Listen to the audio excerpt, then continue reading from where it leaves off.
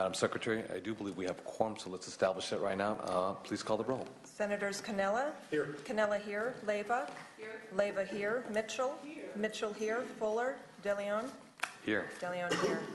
Okay, I don't think this is going to be a very long meeting. We just have one appointee that's before this committee from the governor.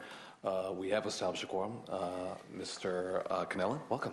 And I want to welcome a member who was already part of this distinguished Senate Rules Committee, Senator Mitchell. Welcome again. Thank you. Senator Connie Leyva, bienvenida, como siempre.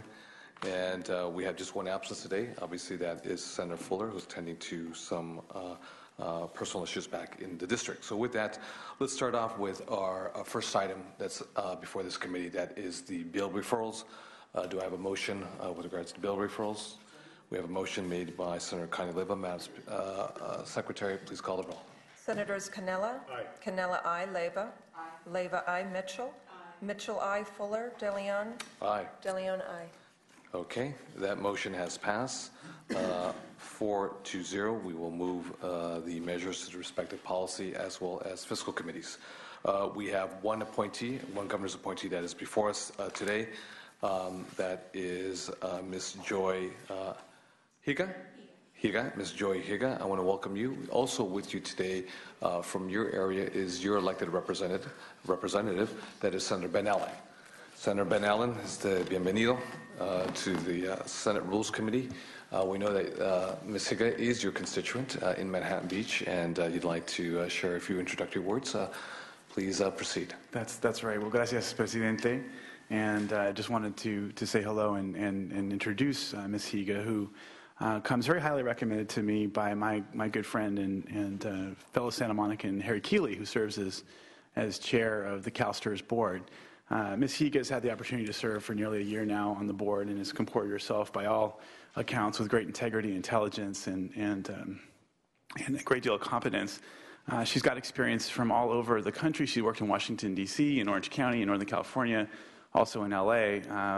Here in Sacramento, she served as Chief Deputy Secretary for Cabinet Affairs for Governor Gray Davis and also Deputy Chief of Staff for Policy for State Controller Steve Wesley before returning back down to Southern California and working for United Health Group there. I had the opportunity to sit with her for about an hour yesterday, and it was supposed to be a friendly meet and greet. I ended up asking her a lot of very difficult questions about the pension system, and I was just so impressed with the patience, the depth of knowledge, intelligence, and coherence to the way she was thinking about the issues. It was a great conversation. I was very much impressed with her, and I very highly recommend her, along with the governor, I suppose, for this appointment on the CalSTRS board. Thank you very much, Senator Allen. Ms. Higa, welcome. Would you like to make your statement? Thank you very much. Good afternoon, Chairman De Leon and committee members. My name is Joy Higa, and I'm extremely honored to be appointed by Governor Jerry Brown to the Teachers Retirement Board, and very much appreciate you allowing me to come before you today. I'd like to thank Senator Allen very, very much for his introductory remarks and support, and look forward to working with him as he joins the Senate.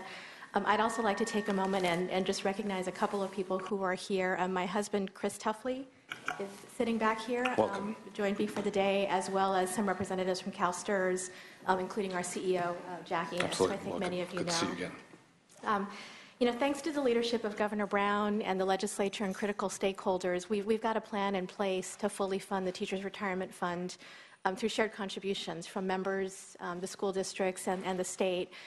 While this was a huge accomplishment last year, there's still so much for the board to do. The board will be focusing over the next many months on implementing the legislation and ensuring the sustainability of the fund. We also will be ensuring that the board continues to have sound policies and controls in place, as well as really maintaining that very strong culture of ethics and transparency that's been in place for some time. My experience in state service and the private sector, I think, lays a really good foundation for me to serve on the board as it addresses these priorities. I understand some of the intricacies and fundamentals as well of managing a large organization that's ultimately focused on its members and member services, being able to make sure that our members get the benefits that they've earned on time and accurately, being able to hear from members and try to resolve their problems if they have them. Based on my experience, I also understand the importance of understanding and identifying risks in the system, as well as corporate governance. And finally, I really understand what it means to be a fiduciary and to make sure that the decisions I make are in the best interest of the members. I'm very committed to my service on the board and really look forward to adding my voice to a lot of the priorities and work that will continue for the years ahead. I thank you again for considering my appointment and look forward to taking your questions. Thank you very much, Ms. Higa, and thank you very much for introducing both your husband and the CEO of CalSTRS. We do really appreciate your statement and your engagement with the members of the Rules Committee, and obviously your elected local representative in Senator Ben Allen. A couple questions I want to start off. Obviously, in 2001 and 2008, CalSTRS took some very sustained heavy losses. Obviously, we've had some different dynamics now. A new measure by BANTA that has been moved forward and codified into law. Obviously, the dynamic right now with CalSTRS is the liabilities, approximately, you would know the number more precisely, I think about $73, $74, $75 billion in unfunded liabilities. So the paradigm has been shifted with regards to the role and responsibility fiscally, that being how much is going to fall on the shoulders of school districts as well as community colleges, on individual teachers, as well as the state of California. I think it's a 70, 10, 20 ratio, respectively, with regards to teachers, the state itself at 20, 70% school districts, and community college districts. So it's a completely different dynamic now. Tell me, how do you think that this is going to work itself out at the local level, at the table, once it actually goes into effect? I guess I'd first, just thank you again. Thank you to all of you for your leadership in passing the legislation last year. As Senator Allen mentioned, I used to work for State Controller Wesley and had an opportunity to represent him on the CalSTRS board. And even during that time, back in the 2005-2006 time period, concerns were already significant at CalSTRS about this unfunded liability, and it's just continued to grow over the years. So the fact that everyone, including the stakeholders, the state, the teachers, and the school districts were able to come together and work out, a solution that shares responsibility, I think is really important. The solution that's been put forth is one that would fully fund the plan over 30 years. The contributions for those three different stakeholders, as you mentioned, will increase, but will increase over a phased-in period. A longer phase-in period, I think, for the school districts over 7 years, given that there is a greater contribution increase that they will see. And I think that when, the legislature and the governor took that approach, it was, really in order to try to manage the impact, of those contribution increases to those stakeholders, over a period of time. In terms of how this will play out, we are, I think while this is a huge accomplishment, so much of what the board is focused on is how do we manage risks in our portfolio to make sure that, we're doing our best to meet or exceed that 7.5% rate of return that's in the funding plan. So whether it's through reports to the legislature that I think are required by the bill, or just the annual valuations and analyses that we do at the CalSTRS board on an annual basis, there will be a lot of transparency in terms of, how the funding plan is proceeding and what progress it's making toward its final goal 30 years later. Thank you very much, Ms. Higa. What I'm going to do is open up the questions to my colleagues on the Rules Committee, and I'd like to start with Senator Mitchell. Thank you very much, Mr. President. I appreciate that. Good afternoon again. Hello. Thank you for creating some time to meet with me. Appreciate it. And good afternoon to you, sir. This is not for you, but I just have to say, Mr. President, and really to the governor's office, that as I think about the composition of our teaching corps and therefore the retiree population of teachers, I am struck by the relative lack of ethnic diversity on the CalSTRS board, so I hope that we're able to have a conversation with the governor to talk about making sure that this board is a true and much more accurate representation of the teaching corps that they represent. I think that's important. One quick question. We had an opportunity to have dialogue today, but I'm curious really about your opinion. Recognizing that the state doesn't employ teachers directly, what do you believe is the appropriate state role in setting and funding teacher retirement benefits? That's a conversation we've had in the legislature over these last couple of years as we've talked about the future. In terms of the state's role of setting and funding teacher, I mean, I think that the state plays, an appropriate role, in doing that, in terms of establishing both the benefits as well as, working with the legislature on making sure that the levels of the contributions, are ones that are appropriate and set in that way. And so what responsibility should the state have in funding it? I mean, I think that's been the issue in terms of the teachers contributing to their fund versus what the state has to put into the fund. So it's been an ongoing conversation since we don't employ teachers. What's our role? So that's what I'm curious about your opinion. Yeah, and I think that through the passage of the legislation last year was an indication that that the state, does believe that it has a responsibility to meet the funding obligations for the teachers' retirement benefits. It is something that needs to be shared, both by the teachers and the employers as well as the state. That's what you believe, that we all should absolutely have a nickel in that dime, so to speak. Exactly. Which is why I think the approach that was taken in the legislation last year, was as important as it was, because it really demonstrated and kind of codified that shared responsibility. So given your year of service, what's your most significant takeaway, and what did you accomplish, and what do you hope to accomplish as you continue? A couple of things that I've learned. One is that while there is often appropriately a lot of focus on CalSTRS and its role as an investor and as a thought leader on financial and investment and corporate governance initiatives, those are all really important and critical. But one of the things that I think is not as well known or highly touted are the things that CalSTRS has done and is doing to really be responsive to its members. There are annual customer surveys that they do, customer service surveys that they do. There has been so much that the system has done through the board's leadership in terms of expanding new customer service centers around the state to give teachers an opportunity to be able to drop in if they have questions about their retirement. They've looked for ways to expand how we communicate to our teachers. If you think about the spectrum of members that we have, there might be some teachers who want to just see things on a piece of paper. There might be other teachers who don't even want to talk to a live human being and want to be able to go to the computer and get all the information that way. I think CalSTRS, has done a great job trying to be responsive in that way, and I think it's an area I have the privilege of serving on and actually being the vice chair of the benefits committee this year, and I think it's one of the areas that I want to continue to pursue. Along with, contributing to the discussions that we have about, our investment future and sustainability issues.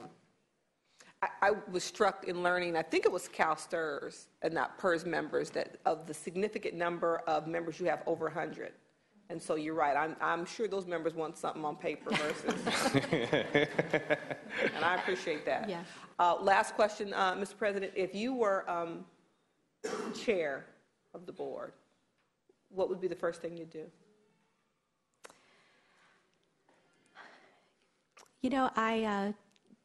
I'm not sure that there's anything that I would think that I needed to change. I think that the current chairs and even the most recent leadership of the board, as well as the composition of the board, is one that lends itself to being a really constructive, positive environment for both making decisions, airing differences of opinion, and trying to come to resolution and make decisions through consensus rather than by forced majority votes. I think it's a culture that's a really positive one, and that has allowed us to be as make as much progress as we have over the last several years, both internally with how the fund works, as well as being able to try to influence the dialogue externally. Thank you very much. Appreciate it. Thank you, Senator Mitchell. And I will actually echo the comment that Senator Mitchell had made with regards to the dearth of diversity that currently exists in the governance structure of CalSTRS. I know that obviously is not, you have no decision authority making, nor does the current staff at CalSTRS, but to the powers that be, obviously, you are a person of color, which adds to the diversity of this board, but it is duly noted the dearth, and I don't think folks promote diversity for the sake of diversity per se, but knowing that, with a sense of intentionality, you have to go out there and you have to seek folks, because on the natural, it doesn't happen, unless there's a sense of intentionality to go out and proactively seek individuals of color that is more reflective of what Ms. Mitchell just articulated very eloquently, the current teacher body in the state of California. We went from, 330 back in the day when I was with the California Teachers Association to now, I think 260 right now, because the worst economic, recession since 1929 and the devastating impacts on Prop 98 in our K-12 schools, but in particular, schools of highest need throughout the state of California. So I think that as it's just a good sign for those who are watching on television downstairs that it would be nice for the future. But thank you very much, and thank you very much for your statement and questions, Senator Mitchell. Senator Canella. I have no questions. I had a chance to talk to Mrs. Higa, and I think that she's very qualified. She was able to answer all of my questions. She shows kind of a keen knowledge of STRS. STRS is very challenged, a large unfunded liability. I think it's around $74 billion. Correct. And we got a lot of work to do, so I think someone with her experience will be a great addition or continuation on the board. So no question. Thank you very much, Senator Canella. Senator Leyva. Good afternoon, Ms. Higa. I enjoyed very much meeting with you. I think you bring a great energy to the board. And I don't have a question, but I do have an ask of you. Defined benefit pensions have been under attack for a number of years. And I would just ask you to be ever vigilant and make sure that they continue to be funded. The CalSTRS plan continues to be funded. As you know better than I, most of the recipients of those pensions are women. And it is hard enough to find a good job, let alone a good job that provides a pension. And I think that women suffer in that area even more than men. And we talked a little bit about this yesterday. I think you have a very good knowledge of the pension plans. And we talked a little bit about funding and how that will work. But I would just ask you to please be ever vigilant. We still hear that pension reform is needed. And a lot of times when we hear that, the pensions that folks want to reform are people who don't receive a large pension. And these teachers don't receive large bloated pensions. So I would just ask you to please be ever vigilant in that area. Thank you. Thank you for your comments, and I will definitely continue to hold that close.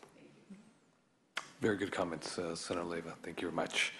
With that, Ms. Higa, I think the members of this committee are thoroughly satisfied with your credentials, your one-year experience so far. It's 1 year, right, so far? Correct. On CalSTRS. And I'd like to entertain a motion.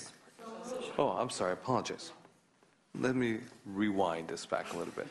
Those who come here to provide any commentaries of support, please come on up. We have a microphone right over there.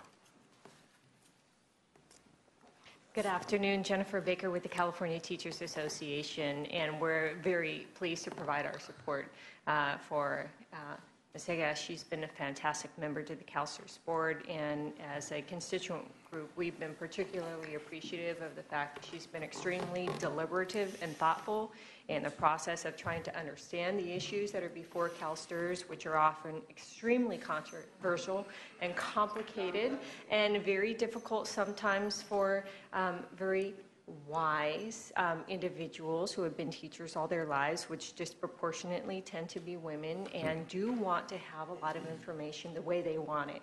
And we've been very appreciative of the fact that she has been very engaged with constituent groups and willing to listen, especially through many of the complex issues. That said, we're also very appreciative of the questions that have been asked, particularly about diversity and women, because those are extremely important issues, not only to CalSTRS members, but to CalSTRS as well. So we're here to provide some continuing support through her whole process. Thank you. Thank you so very much. Any other folks in support? Seeing none, those in opposition? Any mortal enemies out there? I'm seeing none. I said this last time. I want to be fair. Any frenemies out there? No frenemies out there. I just got a note from Harry, the chair, who said that Joy is like E.F. Hutton. When Joy speaks, the other members lean forward and listen. And then except Mr. Cannella. Except Mr. Cannella. He's leaning back. But he's a more laid-back individual. I already said I support. Yeah. So I am seeing that. So again, Mr. Higa, thank you very much for your testimony today. And I'd like to entertain a motion. We have a motion that's been made by Senator Holly Mitchell. Madam Secretary, please call the roll.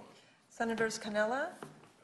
Cannella, aye. Leyva? Aye. Leyva, aye. Mitchell? Aye. Mitchell, aye. Fuller? DeLeon? Aye. DeLeon, aye.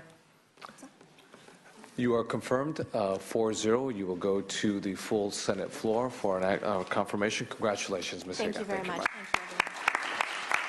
Thank you, Senator. Okay, colleagues, we're going to move forward with our agenda. It is not long at all whatsoever. We have file item number 3. We have the governor appointees that are not subject to actual confirmation, but are not required to appear, but I should say subject to confirmation. Do we have one? Are we okay, Mr. Cannella? Good. Well, okay. So we have file item number 3. We have B through G. We have a motion made by Senator Holly Mitchell. Madam Secretary, please call the roll. Senators Cannella? Aye. Cannella, aye. Leyva? Aye. Leyva, aye. Mitchell? Aye. Mitchell, aye. Fuller? DeLeon? Aye. DeLeon, aye. The appointees for the governor pass this motion on a 4-0 vote. Let's go to committee appointments. That is file item number 4. And let's go through 14. We're going to remove file item number 11. Yes. So file item number 11, we're going to remove today. And what we're going to do is include the committee appointments as well as committee schedule and floor acknowledgements. So that again, that's 4, 5, 6, 7, 8, 9, 10, 12, 13, 14. Again, 4 through 14 minus number 11. We have a motion again made by Senator Mitchell. Madam Secretary, please call the roll. Senators Cannella? Aye. Cannella, aye. Leyva? Aye. Leyva, aye. Mitchell? Aye. Mitchell, aye. Fuller? DeLeon? Aye. DeLeon, aye. Okay. Measure passes on a 4-0 vote. Colleagues, Madam Mitchell. Thank you, Mr. President. First of all, I wanted to apologize. You know that I take my appointment to this committee very seriously. It was only because of my personal loss that I wasn't here last week. So please know that I take my appointment seriously.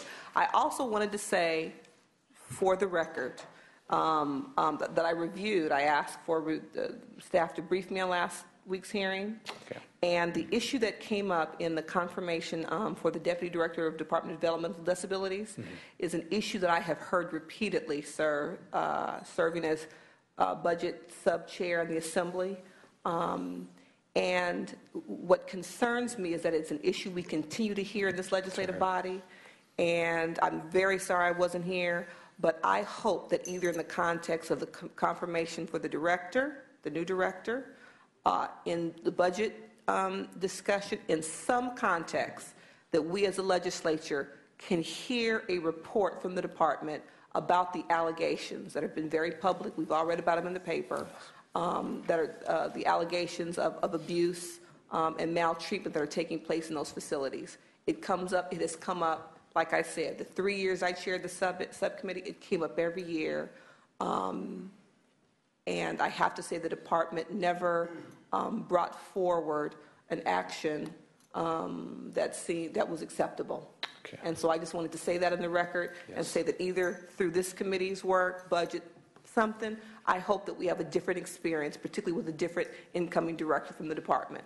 No, let it be duly noted as Thank you, well, sir. too. What I would add, a couple things. One is, Ms. Perini, if you could be so kind enough, in reference to Ms. Mitchell's comments in the upcoming confirmation process with the Mr. Santee Rogers, the upcoming director, that be part of the questionnaires, as well as, may I suggest, between now and I don't know if it'll be on Friday when we actually have the floor confirmation. I apologize, I don't remember the individual who came here last week.